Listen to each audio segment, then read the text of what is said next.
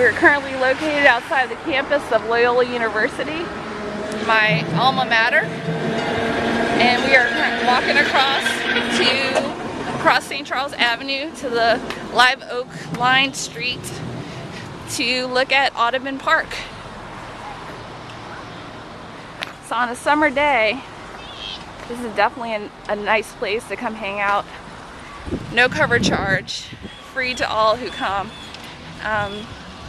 Lots of picnics, and this is nice. They built this up for the children that live in the neighborhood to come play after school.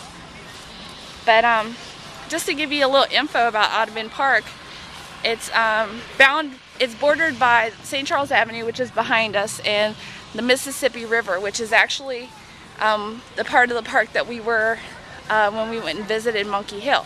So it's quite a big park. It's smack dab in the middle of New Orleans, uptown New Orleans.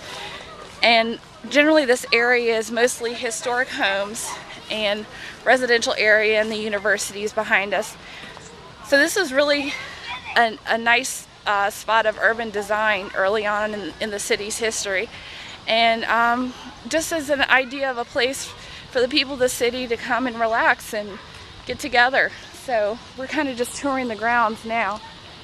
So live oaks are these huge oak trees, and you can tell them from different oak trees because of the way they sprawl.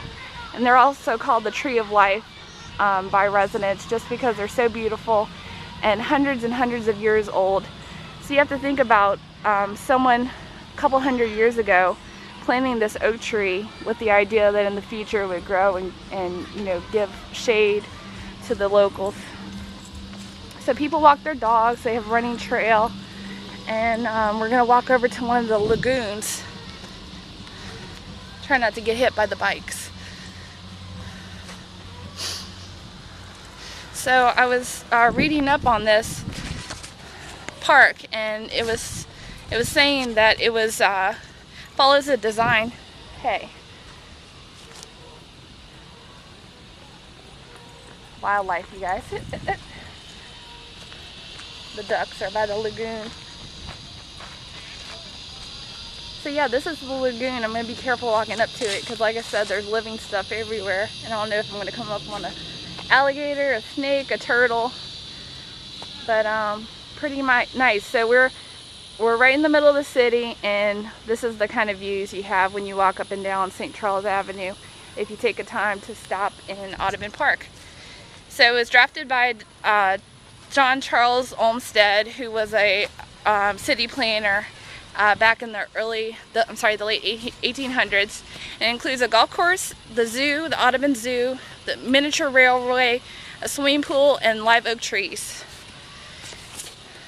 So the park was named in honor of John James Audubon, who was a New Orleans artist and naturalist.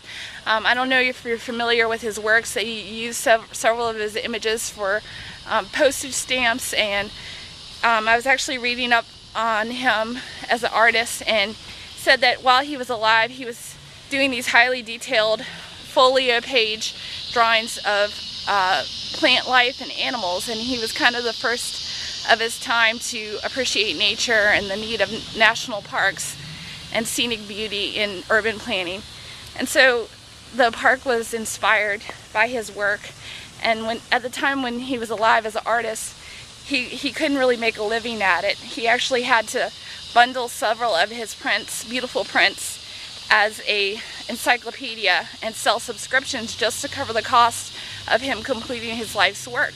Nowadays, you can, if you can find one of his prints, they actually go for several thousands, if not millions of dollars. So, hence the life of an artist.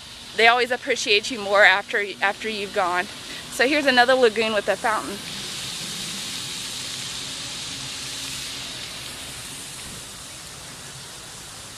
So if you ever find yourself in uptown New Orleans and have a couple of hours, you want to spend some time out in nature, come to Audubon Park, right off the streetcar line in New Orleans, Louisiana. How cool would it be to have one of those houses over there and have your front yard be the park and everything else you see here? So thanks for watching NOLA Dirt, you guys. Rate and subscribe. look at the follow-up. This is kind of a two-parter of me on campus at Loyola. Like I said, it's right across the street. And don't forget to check out my channel page for all the latest NOLA Dirt episodes. And look forward to seeing you guys next time. NOLA Dirt, peace, rate and subscribe.